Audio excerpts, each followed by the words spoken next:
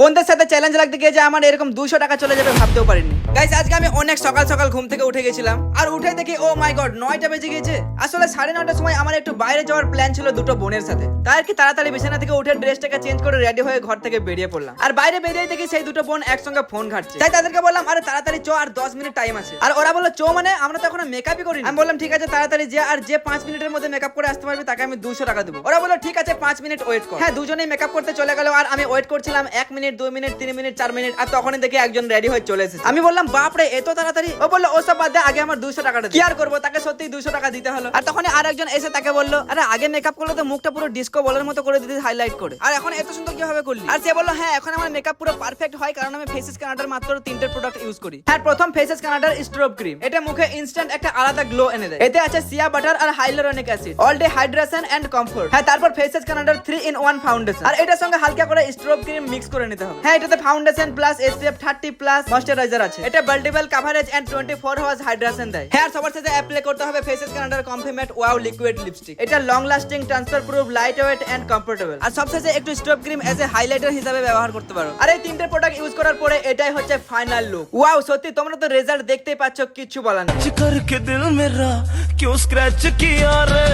আর এগুলো যে কোনো বিউটি ওয়েবসাইট থেকে কিনে নিতে পারবে, যেরকম ফ্লিপকার্ট, অ্যামাজন, নাইকা বা পার্পেল থেকে। তাছাড়া এই ভিডিও তো প্রোডাক্ট ট্যাগ করে দিয়েছি।